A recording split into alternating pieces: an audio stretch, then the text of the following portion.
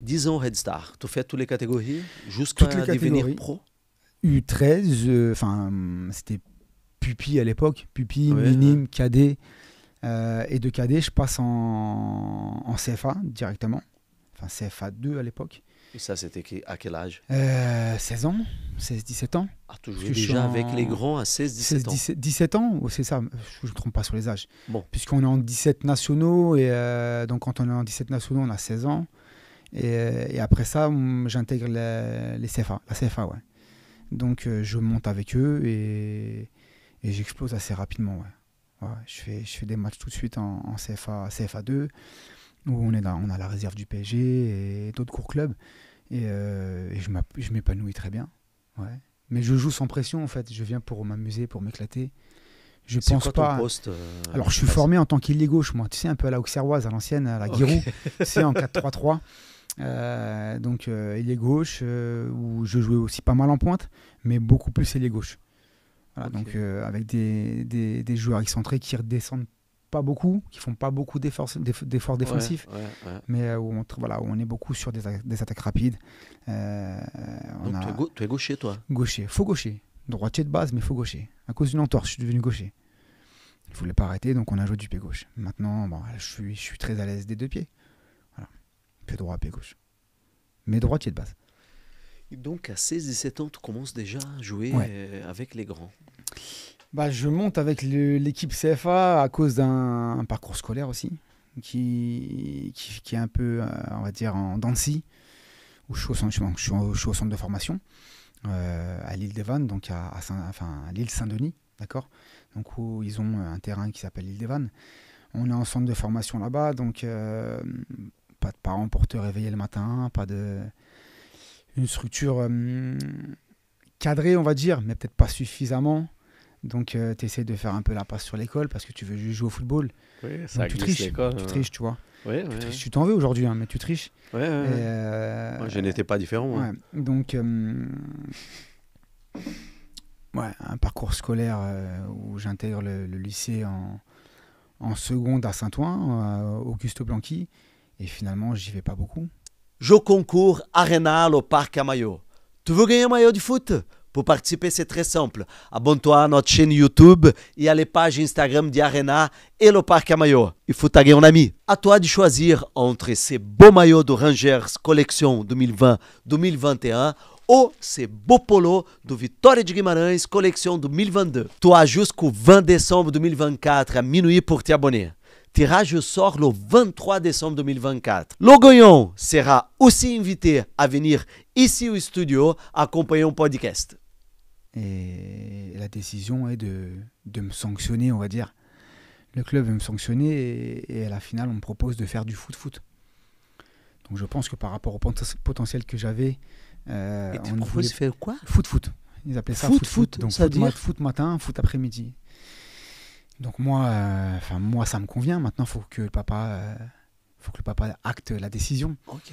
Donc, je pense que ouais. En tout cas, la décision a été prise de signer foot. Donc, à partir de là, j'intègre le groupe CFA parce que je suis un petit peu, on va dire, en échec entre guillemets scolaire parce que je n'y vais pas.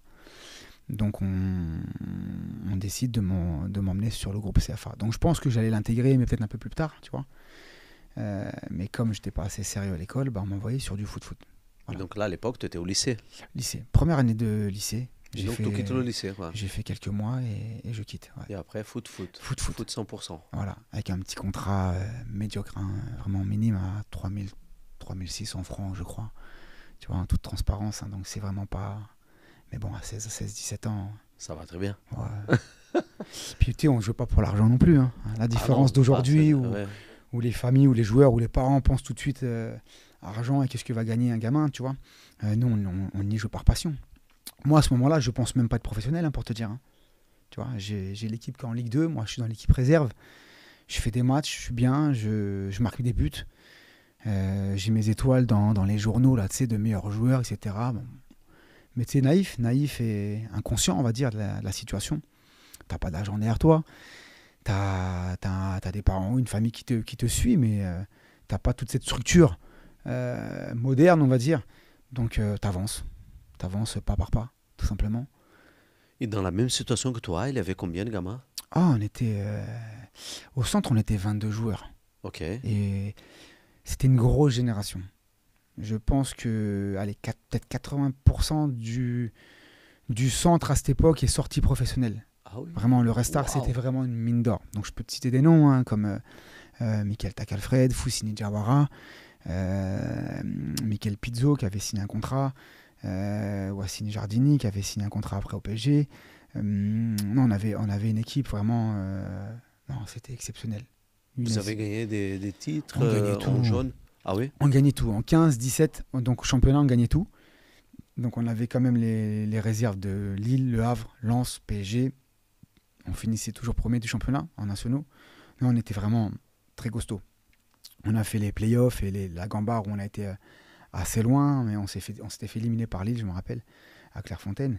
Mais cette année-là, en 17 NAS, on aurait dû récupérer la Gambardella. Ouais. On se fait éliminer par un but en plus contre notre camp. Et puis Lille, après, met des rafales à tout le monde en demi et en finale. Donc on aurait dû la récupérer. Mais je pense qu'on n'avait pas ce sérieux comme pouvaient l'avoir des structures comme le club de Lille ou des plus grosses structures quand on joue Rennes, etc. Tu vois. On n'était que le Restart et un centre de formation du 93. Et voilà, t'es dans le ghetto, quoi. Hein, mais ça te construit, ça te forme. Oui. Ouais. Waouh. Et tu étais toujours titulaire? À partir de quel âge? Bon. Alors, j'ai toujours été titulaire, oui, mais pas tout le temps dans les équipes 1. Okay. Tu vois, c'est pour ça qu'aujourd'hui, d'ailleurs, j'explique beaucoup aux gamins dans mon club ou à d'autres, mon fiston en l'occurrence, tu vois, quand tu es en équipe B ou C, c'est limite mieux quand tu es jeune, parce que tu es dans le dur. Tu vois, tu dois être dans le dur, tu dois travailler pour aller gagner ta place, à la différence que celui qui est en équipe A, qui est déjà dans un confort, qu'on met dans un confort parce qu'athlétiquement, il est plus puissant, plus grand. Donc dans le jeu, il l'est automatiquement. Et le surpassement, il ne l'a pas spécialement. Mais dès que les autres gamins le rattrapent, sur une question morphologique ou de niveau de qualité technique et physique, bah celui-là va être dans la difficulté. Alors que l'autre, il a toujours trimé. Et moi, ça a été un peu mon parcours. Donc j'ai joué même si en pupille, j'étais en équipe 1 ma dernière année, j'étais pas tout le temps titulaire. Parce que j'avais des mecs devant moi qui étaient beaucoup trop forts en fait. Mais voilà, dans le groupe, à rentrer, mais voilà, pas titulaire. En moins de 15, je me retrouve ma première année en équipe C. Ensuite en équipe B. Et puis je touche les 15 nationaux, la 3e année. Tu sais, c'est le temps où on nous a y avait ces histoires de matras, je ne sais pas si tu te rappelles à l'époque. Oui. Donc les 13, 15 et 17 se déplaçaient en même temps, tu vois. Et à un moment, ils ont tout chamboulé. Et en moins de 15, nous, on est venu, au lieu de faire 2 années, on est venu à faire 3 ans. D'accord. Et donc cette 3e année, je me retrouve en 15 nationaux. Et puis là, c'est un peu le déclic, on va dire. Là, j'explose, ouais. Je rentre déjà de vacances, je prends en puissance, vraiment. Et c'est là où j'explose, ouais. La maturité physique aussi, le développement physique. Ouais, bon, tu le vois, je suis pas un grand gaillard, tu vois, mais physiquement, ouais, j'étais... Tu as commencé à te mettre au niveau, quoi. Très puissant, ouais. Mais sans travailler, hein, c'est d'être dehors tous les jours, parce que bon, faut pas se le cacher non plus, de jouer au football à l'école. Tu rentres de l'école, tu vas à l'entraînement, tu joues, enfin tu t'entraînes, et puis ensuite quand tu rentres de l'entraînement selon l'heure, ou si t'as pas entraînement ce jour-là, tu es dehors, tu joues au foot, tu es sur City toute la journée en fait, et c'est ça qui te construit. Tu vois la différence encore une fois des gamins d'aujourd'hui qui ont des qualités exceptionnelles mais qui vont faire 2-3 séances semaine et ça leur suffit, on va dire, ils sont dans une suffisance, et c'est dommage, c'est dommage, mais bon. Voilà, donc je me retrouve à exploser en 15 NAS. Et je pense que c'est de là où ça se dessine. En 15 NAS, la dernière année, je touche l'équipe de France aussi, sans spécialement avoir été sélectionné, parce que bon, après, peut-être pas assez sérieux, un caractère de cochon aussi, gros caractère. Donc je me rappelle en 15 NAS où je touche l'équipe de France, je suis avec Michael Takalfred, on part tous les deux avec le Restart. Et comment ça arrive cette invitation? Ça arrive au Red Star? Alors, dis-toi que le coach il arrive au vestiaire, tu appelles, tu dis écoute, tu as été convoqué pour jouer avec la France. Alors, tu sais, à l'époque, toutes ces sélections nous étaient cachées en fait. Tu sais, à part l'équipe de France. Mais toutes les sélections départementales ou régionales, quand tu étais en nationaux, on ne t'envoyait pas. Tu vois, on t'envoyait pas parce que après avec le recul, tu comprends le pourquoi. Hein. Ton club veut te garder dans les meilleures conditions, pas te blesser pour des matchs de district ou de ligue, tu vois. Donc ils te gardent sous la main, ils t'envoient pas. Ils envoient les joueurs on va dire les seconds couteaux de l'équipe DH, l'équipe B, tu vois. Donc c'est plus eux qu'on va envoyer. Et donc après, la seule équipe que tu peux toucher et la seule sélection, c'est la sélection nationale en fait, tu vois. Donc en gros, tu n'as aucun joueur des nationaux qui vont faire des détections départementales ou régionales. Par contre, si tu as la chance de toucher l'équipe de France, le club, c'est automatiquement pour lui. C'est de son intérêt, non? Parce que ça donne visibilité aux gamins. Exactement. Voilà. Donc j'ai la chance d'être sélectionné et la veille pour le lendemain. Donc je pense que j'étais pas dans les chiffres au départ. Et je me rappelle, je passe le brevet le lendemain. Je passe le brevet des collèges le lendemain. Tout ensemble, et ils appellent chez moi et c'est mon père qui décroche le téléphone. On lui demande de me ramener le lendemain matin à 7h ou 8h à Clairefontaine pour les sélections de l'équipe de France. D'accord. Donc mon père accroche et puis il me regarde et qu'est-ce qu'on fait? Et alors? Moi, ma décision à moi, tu la connais, hein, j'ai pas besoin de te la dire. Moi, je vais jouer au foot, tu vois. Mais c'est surtout à mon père à qui je tire un chapeau parce que je pense que dans beaucoup de situations comme ça, beaucoup de familles auraient dit c'est l'école avant tout, tu vois. Et j'étais tellement passionné de ballon que, écoute, je t'emmène. Voilà. Donc, il m'a emmené, il m'a déposé. Ça s'est superbement bien passé. Donc, tu as les présélections après France. Et puis après, ça s'est mal passé avec un pseudo coéquipier qui était aussi là en sélection et on s'est mis les mains dessus et donc ils m'ont viré à la maison, quoi. Voilà. Ah, tu étais chaud comme ça? Ouais. Il dit tranquillement, oui. Ouais. Ah, tu étais chaud comme ça? Ça m'a joué toujours pas dans la bagarre? Ça m'a joué beaucoup de tours quand même. Hein. Ouais. Aujourd'hui, ça changeait? Oui, oui, avec l'âge, oui. Ça s'agit. Mais les traits de caractère restent toujours présents. Ah oui. Ouais. Tu étais toujours un joueur comme ça, prêt à la bagarre. Ouais. Alors, c'était mon jeu déjà. C'était mon jeu. Oui. Ouais, c'était mon jeu. Après, s'il y avait... avec plaisir, on y répond, tu vois. Mais oui, non. Plaisir. Mais tu sais, t'es formaté dans le 93. Tu jouais à l'époque sur les terrains rouges, des terrains en sable. Tu vois, ils n'ont pas connu ça, les générations d'aujourd'hui. Donc, au City, à la Cité, tu taclais sur le béton. Donc, tu étais déjà dans le dur, tu vois. Ouais. Et puis, je te dis, cette casquette de Sevran, moi, m'a vraiment formaté. Le collège à Sevran m'a formaté. La Cité à Sevran m'a formaté. Et puis après, d'intégrer le Red Star avec les meilleurs joueurs du 93, avec leur caractère. T'as intérêt de répondre présent, quoi, tu vois, donc t'as intérêt, sinon tu passes à la trappe. Si tu n'as pas le caractère là, tu ne restes pas au vestiaire. Exactement. Tu deviens pro au Red Star? Non, je ne deviens pas pro au Red Star, je décide de partir. D'accord. Parce que tu parlais tout à l'heure là que tu as eu des offres et des gros clubs en France. Je ne signe pas pro au Red Star. Au Red Star, donc je suis en CFA. Et l'équipe première est en nationale. Elle est descendue de Ligue 2 en nationale. Elle fait un beau parcours en Coupe de France. Elle va jusqu'en demi-finale de Coupe de France. Donc là, nous, on est un petit peu sollicité par l'équipe première pour y faire des entraînements, etc. Certains jeunes qui sont en CFA 2, tu vois, qui fonctionnent bien. Et la deuxième année, il faut à tout prix que le club remonte en Ligue 2 pour garder le statut professionnel. Ah oui, il remonte. Et il ne remonte pas. Il ne remonte pas. Il ne remonte pas. Sauf que nous, on a appelé à jouer la deuxième partie de saison. Donc, tu avais quand même des grands noms à l'époque. Hein. Tu avais Tony Cascarino, tu avais Kader Ferraoui, Sarah Gaglia, tu avais quand même des beaux noms. Castro, je me rappelle aussi. Ouais, putain. Je repars dans le passé, là, la vache. Donc, il y avait quand même une belle équipe en nationale. Mais au niveau comptable, au niveau des résultats, ça n'avançait pas. Je voudrais te parler de la nouvelle collab entre Arena et le Parc à maillots. Si tu cherches des maillots de foot historiques, rares et exotiques, le Parc à maillots te propose une collection à prix cassé. Max 35 € pour les maillots de foot comme celui-là et 35 € pour les trainings. Avec le code promo ARENA10, tu as 10% de réduction sur le panier. Peu importe le montant, 100% authentique.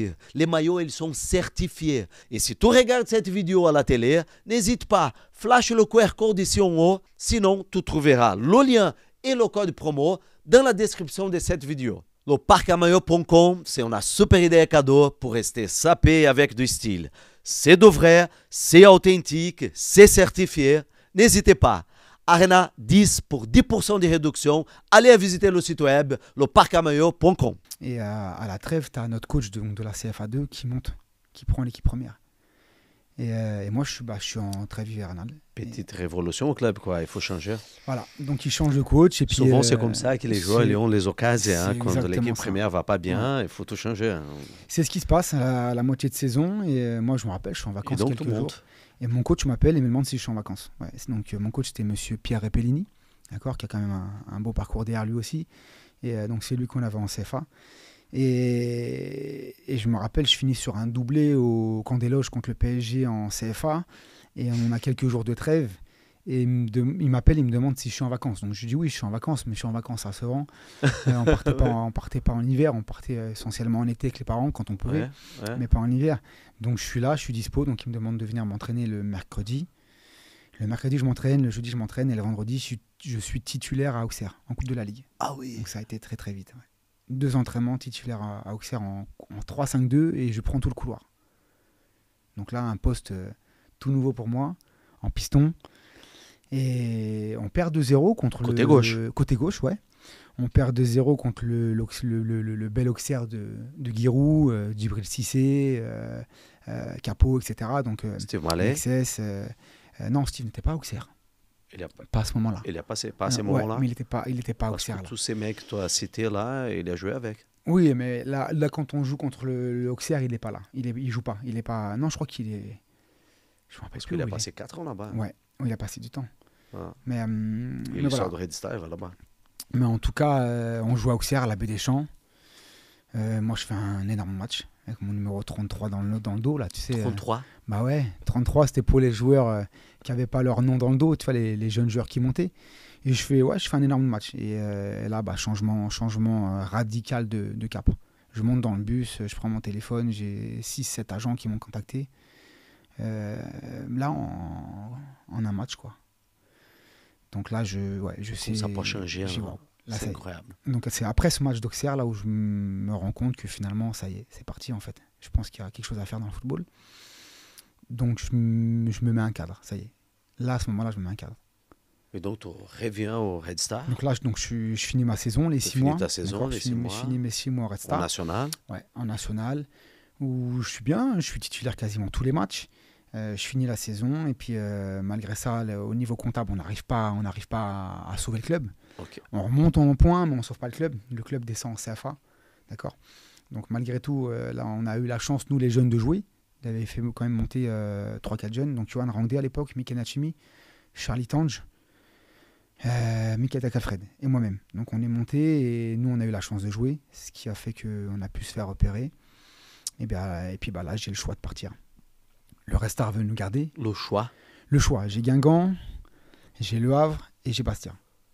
Et donc moi je finis en Corse. Tout choisi Bastia.